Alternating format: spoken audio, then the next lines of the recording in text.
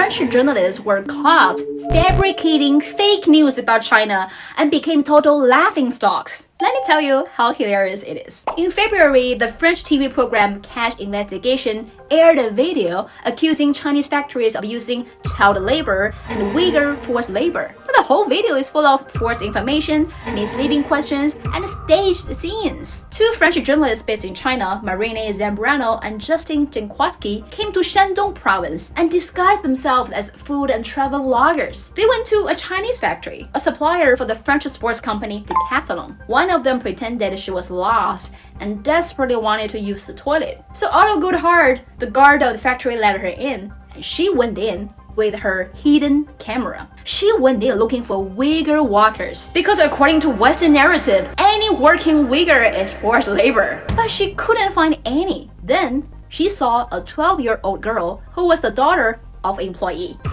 A 12-year-old in a Chinese factory. So to these Western reporters, that's worth digging in, right? So she asked the girl if she was working there. And you could clearly hear the girl in the video answer in Chinese, no, she was there waiting for her mom. It was during the summertime, so there was no one at home to look after her. That's why she came to the factory with her mom.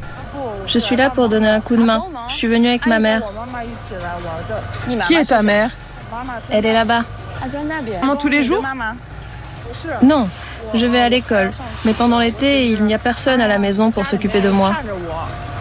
But that was not the answer the French journalist was looking for. So she asked the girl to show her how to do the work. She asked the girl to perform a task, recorded it, and manipulated the footage as proof of child labor. And it's even funnier how they concluded that the factory was using Uyghur people from Xinjiang as forced labor, despite their failure to find a single Uyghur employee. The two French journalists found a recruitment video of this factory on Douyin. They speak a little Chinese, so they think they know it all. They heard the lady in the video saying words that sounded like Xinjiang and North Korea, but that couldn't be further from the truth.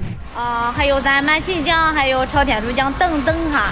The lady in the video said the factory provides a full attendance bonus, 满勤奖, and overtime pay, 超天数奖. But the lady in the video spoke a very strong Shandong accent, basically a Shandong dialect, which made 满勤奖 and 超天数奖 sound similar to the words Xinjiang and North Korea. But no one that understands the accent and the context would mistranslate that. But apparently, these two French journalists would grab anything that they thought could fit their predetermined narrative. To prove their groundbreaking findings, instead of asking a Chinese-speaking person, they went to a German expert who doesn't speak any Chinese, the infamous Adrian Zenz. Adrian Zenz works for the Victims of Communism Memorial Foundation, an anti-communist propaganda shop based in Washington, D.C., founded by an act of the U.S. Congress. So Adrian looked closely at the video in a super serious mode and then said, "Oh yes,